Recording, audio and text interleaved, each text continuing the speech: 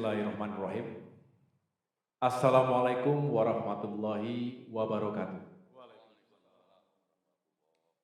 Alhamdulillahirrabbilalamin. Puji syukur sekali lagi kita panjatkan kehadirat Allah Subhanahu wa taala, Tuhan yang Maha Kuasa. Sore hari ini kita bersilaturahim, berdialog, dan juga merajut harapan besar bersama untuk negeri yang kita cintai ini. Indonesia yang semakin maju, adil, demokratis, dan sejahtera. Terima kasih kepada teman-teman wartawan yang telah setia menunggu kami yang tadi berdiskusi tentang berbagai hal. Dan pada kesempatan yang baik ini, saya atas nama pribadi dan keluarga besar Partai Demokrat mengucapkan terima kasih, apresiasi dan penghargaan setinggi-tingginya kepada para sahabat yang tergabung dalam Sekber Koalisi KIB, Kuning, Hijau, Biru. Tadi Pak Habil Marati, Bung Sirajuddin telah menyampaikan apa yang menjadi aspirasi teman-teman KIB. Yang jelas, hari ini kita berada dalam sebuah fase yang sangat penting, di mana sekian bulan ke depan, rakyat Indonesia akan menghadapi sebuah momentum yang bersejarah. Kami bersepakat bahwa pemilu yang insya Allah akan digelar pada tanggal 14 Februari 2024 bukan sekedar sebuah regularitas, bukan hanya sebagai event pemilihan setiap 5 tahun sekali, tetapi menjadi sebuah penggal sejarah yang amat penting untuk kita harus siapkan dan menangkan bersama. Dan itu harus dilakukan segera. Dari testimoni dan juga tentunya penyampaian aspirasi dari teman-teman KIB, dapat ditangkap sebuah kesimpulan bahwa sejatinya semakin banyak masyarakat Indonesia yang ingin hidupnya lebih baik. Kita potret isu dan permasalahan ekonomi dan kesejahteraan rakyat, daya beli yang lemah, harga-harga yang sulit untuk dijangkau, penghasilan yang tidak kemana-mana, pengangguran yang semakin banyak, ketimpangan yang terjadi di sana-sini. Itu semua membutuhkan solusi, tapi juga kepemimpinan yang efektif. Belum lagi kita berbicara isu terkait keadilan dan penegakan hukum yang sering tebang pilih, sehingga rakyat seolah-olah diperlakukan berbeda. Padahal kita hidup dalam sebuah negara hukum yang harusnya berlaku sama bagi setiap warga negaranya. Dan isu lainnya terkait dengan demokrasi dan kebebasan sipil, di mana kita tahu dewasa ini banyak kalangan masyarakat, termasuk generasi muda, yang biasanya punya daya nalar dan kritis yang tinggi, tapi seringkali ragu-ragu bahkan takut untuk berbicara, walaupun adalah kebenaran yang disampaikan. Jadi sejumlah potret tadi yang kami himpun tentu bukan hanya dari statistik di atas kertas, tetapi dari dialog yang dilakukan dari waktu ke waktu di berbagai penjuru tanah air, yang menjadi dorongan kuat bagi teman-teman KIB. Tentu Partai Demokrat merupakan salah satu elemen penting yang sejak awal menyuarakan perubahan dan perbaikan. Sebuah narasi besar, bukan tagline, bukan hanya sebagai slogan kampanye, tetapi karena ini merupakan suara dan hati rakyat. Masyarakat yang ingin negaranya lebih sejahtera lagi, yang lebih mengharapkan keadilan di negerinya. Oleh karena itu, saya sungguh mengapresiasi kehadiran teman-teman KIB yang tadi juga secara lugas menyampaikan harapannya, yang merupakan harapan dari masyarakat pada umumnya, bahwa harus terbentuk sebuah koalisi perubahan dan waktunya harus segera, karena butuh waktu dalam perjuangan dan ikhtiar besar ini. Kita tidak ingin sekedar berlayar, kita ingin sukses menang dan benar-benar bisa mewujudkan perubahan dan perbaikan secara transformasional. Disitulah ada urgensi dan tentunya pertanyaan-pertanyaan berikutnya. Kapan ketiga partai politik yang hari ini terus membangun komunikasi secara intensif? Tentu selain Partai Demokrat, ada PKS dan Nasdem. Dan kita terus membangun chemistry sekaligus juga kebersamaan. Bukan hanya untuk visi misi yang lebih baik ke depan, tetapi juga strategi pemenangan yang efektif. Itulah mengapa dari waktu ke waktu saya secara pribadi juga semakin intensif berkomunikasi dengan Mas Anies Rashid Baswedan. Dan tadi kalau kemudian dari teman-teman KIB mengatakan ada sejumlah alasan, faktor, diantaranya perlu ada kekuatan yang duit tunggal, saling melengkapi, saling menguatkan, termasuk harapan kalau ada pendamping yang memiliki latar belakang rekam jejak sebagai perwira militer dari TNI misalnya. Ada juga yang menyampaikan tadi sangat baik kalau kita bisa merepresentasi suara generasi muda yang jumlahnya semakin besar dalam pemilu 2024 nanti. Generasi Y atau generasi Z yang kalau dihimpun bisa hingga 60%. Angka yang besar untuk dilewatkan begitu saja. Belum lagi alasan-alasan yang lain, termasuk sebetulnya yang termaktub dalam piagam kesepakatan.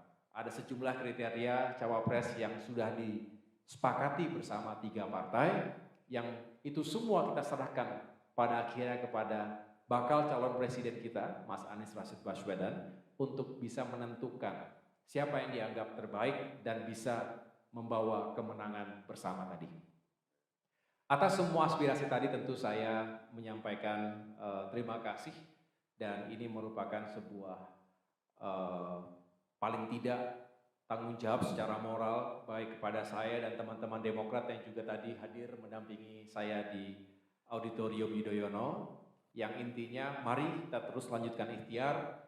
Kami juga sepakat bahwa perlu segera karena kita juga ingin lebih cepat membangun sinergi dan kolaborasi yang lebih terintegrasi secara utuh dari tingkat atas sampai dengan akar rumput, karena memang bisnis dari politik ini adalah menggunakan waktu se-efektif mungkin untuk memenangkan hati, pikiran, dan pada akhirnya suara rakyat kita.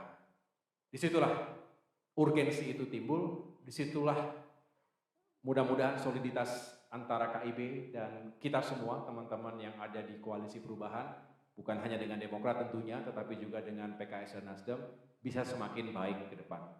Sekali lagi terima kasih atas kehadirannya, sekaligus saya menitipkan semangat perubahan dan perbaikan ini untuk terus kita sebarluaskan di tengah-tengah masyarakat, terutama masyarakat yang tadi mengharapkan hadirnya kesejahteraan, keadilan, dan juga kebahagiaan di negerinya sendiri. Demikian yang dapat saya sampaikan. Terima kasih kepada teman-teman. Saya serahkan kembali kepada Kabar Komsra. Ya, makasih. Mari kita tepuk tangan dulu. Saya kasih aplaus untuk Ketua Umum Partai Demokrat, Bapak Agus Harimurti Yudhoyono. Teman-teman, ini ada sesi tanya jawab. Ya, silakan untuk 3 penanya. Silakan angkat tangan. Oke. Ahda ya, Ahda. Sebentar, ini udah sering banget kayaknya saya lihat nih. Boleh ya, lu ya. Satu lagi di sana, Mbak yang di sana ya. Oke. 1, 2, 3 silakan.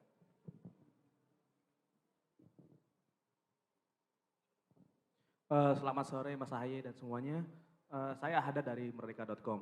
Yang ingin saya tanyakan tadi kan Mas Ahaye menginginkan adanya segera deklarasi cawapres dalam waktu dekat. Yang berkembang adalah di bulan Juni ini yang kekal atas. Itu menjadi keinginan Partai Demokrat. Nah pertanyaan saya apakah eh, deklarasi cawapres ini diminta segera itu untuk mengamankan tiket Pak Anies karena di tengah ini juga berkembang kan ada upaya-upaya pengebosan majunya Pak Anies oleh sejumlah pihak. Berkaitan dengan itu juga dan sekarang kan masih adanya berkembangnya PK dari KSP Muldoko. Nah ini kan masih belum diputuskan, tapi apakah ada kekhawatiran dari Partai Demokrat bahwa PK ini menjadi jalur masuk juga untuk pengebosan pencapresan Pak Anies? Terima kasih. Iya, langsung saya jawab ya. Terima kasih. Ada dua pertanyaan yang sangat baik. Yang pertama, apakah semangat kesegeraan ini satu nafas dengan kekhawatiran terjadinya upaya penggagalan koalisi perubahan dan juga pencapresan Mas Anies Rashid Baswedan? Bisa jadi. Saya tidak ingin terlalu berandai-andai, tetapi saya kembali kepada tesis dasar. Logikanya adalah dengan semakin cepat bersatu, terintegrasi, baik sistem maupun orang per orang, maka harusnya seiring dengan tingkat atau kans kesuksesan yang lebih baik. Sebaliknya, kalau kurang waktu, rasanya juga kita harus bekerja jauh lebih rumit lagi. Saya tadi berkelakar sekaligus menjadi pengingat kepada kita semua, Indonesia itu luas, bukan negara kontinental yang bisa ditempuh dengan perjalanan darat saja. Seringkali lewat udara, seringkali lewat laut, dan penduduk kita besar. Pemilih kita 200 juta orang. Berusaha untuk mendapatkan 1% saja, artinya memenangkan 2 juta suara. Sedangkan nanti masa kampanye hanya 75 hari. Tidak cukup. Tadi diamini oleh teman-teman KIB, rasanya 75 hari itu tidak cukup jika kita punya harapan besar menjangkau masyarakat kita di seluruh pelosok Indonesia. Tentu tidak berbicara hanya yang ada di Jakarta atau kota-kota besar lainnya. Dengan demikian, perlu mesin yang bekerja dengan sangat efektif. Partai-partai politik sebagai pengusung, insya Allah pada saatnya, itu juga harus menjalankan manajemen krisis, manajemen kampanye yang juga modern, tapi mengakar betul di masyarakat dan konstituen kita.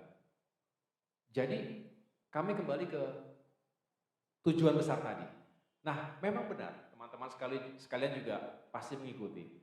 Segala upaya masih terus dilakukan untuk mendegradasi. Dibuatlah framing bahwa nggak akan jalan, nggak akan berlayar koalisi perubahan. Udah pada saatnya akan mati dengan sendirinya. Itu menurut saya sebuah framing yang memang sengaja diluncurkan oleh mereka yang tidak ingin kami berlayar. Padahal faktanya di lapangan, sekali lagi kalau kita lebih rajin dan lebih bersedia mendengarkan suara rakyat, semakin banyak yang ingin perubahan. Bukan hanya sekedar perubahan ganti presiden, bukan. Pergantian rezim, bukan hanya itu. Kalau itu ya, tadi saya katakan, itulah regularitas dari setiap pemilihan umum 5 tahun sekali. Pergantian akan terjadi dengan sendirinya. Tetapi perubahan dan perbaikan yang mendasar, yang fundamental, tadi saya sudah jelaskan, isu ekonomi kesejahteraan, isu keadilan dan penegakan hukum, serta isu demokrasi dan kebebasan sipil. Itu semua yang harus kita perbaiki, termasuk bagaimana good governance, bagaimana prioritas pada pembangunan sumber daya manusia yang lebih diprioritaskan, dan lain-lain. Jadi, insya Allah, kalau kita semakin solid, semakin segera bisa menyatakan bahwa 3 partai ini siap mengusung pasangan yang juga siap bertempur dalam pilpres nanti, rasa-rasanya lebih baik, jauh lebih baik, dan kita bisa bekerja secara lebih giat lagi dan lebih terukur. Ya. Kalau hantaman, ujian, permasalahan yang dihadapi oleh masing-masing parpol saya pikir selalu ada. Saya tidak akan membahas partai yang lain, tetapi Demokrat sendiri, ini masuk ke pertanyaan kedua. Sampai dengan hari ini kami masih menghadapi PK, peninjauan kembali KSP Muldoko di Mahkamah Agung. Mungkin teman-teman juga banyak yang bertanya bagaimana perkembangannya. Benar bahwa yang akan diputuskan nanti oleh MA itu akan sangat menentukan bukan hanya nasib Partai Demokrat tetapi juga demokrasi di Indonesia. Juga menentukan hidup dan matinya akal sehat dan hati nurani di negeri ini. Izinkan saya menjelaskan. Saat ini akan segera digelar persidangan di MA terkait dengan PK KSP Muldoko tersebut. Secara hukum, paling tidak secara logika hukum yang berlaku di negeri ini, ketika tidak ada novum baru, tidak ada bukti-bukti baru yang bisa diperkarakan, seharusnya tidak ada celah sedikit pun bagi kemenangan PK KSP Muldoko tersebut. Atau sebaliknya, tidak ada celah sedikit pun agar Partai Demokrat yang berdaulat hari ini di bawah kepemimpinan Ketua Umum AHY bisa dikalahkan. Setelah 16 kali selama 2 tahun terakhir ini, kami memenangkan segala persidangan hukum. Kalau kemudian tiba-tiba ada referensi hukum lain yang digunakan, ya sungguh sekali lagi tidak masuk akal dan tidak bisa diterima menggunakan hati nurani kita. Oleh karena itu tentu kami dengan rendah hati tetap memiliki keyakinan bahwa para hakim yang kami muliakan di Mahkamah Agung juga memiliki rasa kebenaran dan keadilan di atas segala-galanya sebelum pada akhirnya memutuskan PK KSP Muldoko ini. Kami yakin beliau-beliau semua juga akan tergerak bahwa pada akhirnya kebenaran dan keadilan itu harus tegak di negeri kita. Walaupun catatan kita semua bukan hanya pemerhati hukum di negeri kita atau keadilan negeri kita. Kita tahu dalam tata kelola hukum di Indonesia ini juga tidak luput kejanggalan-kejanggalan yang tidak masuk akal. Contoh ketika itu diputuskan penundaan pemilu oleh Pengadilan Negeri Jakarta Selatan. Yang kemudian ya kita punya reaksi, rakyat bereaksi, apa iya setelah ada situasi tertentu kemudian menyatakan bahwa ini harus ditunda pemilunya. Ya, yang begitu-begitu kadang-kadang di luar nalar, ya suka ajaib sendiri, tetapi sebetulnya kita semua rakyat itu paling memiliki common sense, akal sehat. Jadi oleh karena itu harapan kami tetap bahwa proses PK KSP Muldoko ini bisa kembali diletakkan pada hukum yang berlaku, akal sehat, kebenaran dan keadilan. Kami siap menghadapi itu semuanya. Ujung ke ujung, saya sendiri akan memimpin itu semua dengan penuh optimisme dan keyakinan, tetapi seluruh kader Partai Demokrat juga telah siap untuk melakukan yang terbaik, menjaga kedaulatan eksistensi partai kami. Mengapa? Turunannya juga harus kita antisipasi. Jika Demokrat kemudian bisa dirampas begitu saja oleh seseorang yang berada dalam lingkar kekuasaan, lalu apa yang terjadi dengan yang lainnya? Apa karena Demokrat sebagai oposisi? Apa karena Demokrat saat ini sedang serius membangun koalisi perubahan? Ingat, di negeri kita panglimanya adalah hukum, bukan politik. Ketika ada penguasa atau mereka yang berkuasa saat ini menggunakan hukum sebagai instrumen politik, baik dalam konteks obstruction of justice, melindungi mereka yang dianggap satu bagian dengan mereka, dengan penguasa, atau abuse of power, menggunakan kekuasaan sewenang-wenang untuk menghabisi lawan politik dengan cara apapun, termasuk melalui PK KSP Muldoko ini, maka sama saja sesungguhnya penguasa politik telah menggunakan instrumen hukum untuk menghabisi lawan-lawannya. Ini tidak sehat, ini berbahaya, dan ini akan mengusik rasa ketidakadilan kita semuanya. Saya yakin rakyat akan tidak terima dengan yang begini-begini. Mohon maaf saya agak panjang karena ini juga berkaitan. Apabila Demokrat dianggap bisa dirampas begitu saja, sudah bisa dipastikan pemilu akan berlangsung secara tidak fair, dan mohon maaf, lagi-lagi yang nanti akan menjadi korbannya adalah rakyat kita semuanya. Demokrat, stay strong. Siap semuanya ya? Ini hanya sebagian kecil, kami punya kader-kader yang juga militan, kader-kader yang cinta dengan partainya, yang mencintai kebenaran dan mencintai keadilan, dan simpati masyarakat. Saya baru pulang dari Jawa Tengah, contohnya dari Jawa Timur juga. Banyak sekali ditemui pada saat Car Free Day di Semarang, pada saat saya jalan kuliner, datang saja ibu-ibu masyarakat yang menanyakan bagaimana kami mendoakan agar jangan sampai Demokrat diambil alih begitu saja dengan cara-cara yang inkonstitusional dan semua yang mereka khawatirkan. Dan mereka tidak ingin koalisi perubahan ini tidak berlayar, dan mereka berharap tentunya ini semua bisa kita pertahankan dengan baik. Demikian, terima kasih.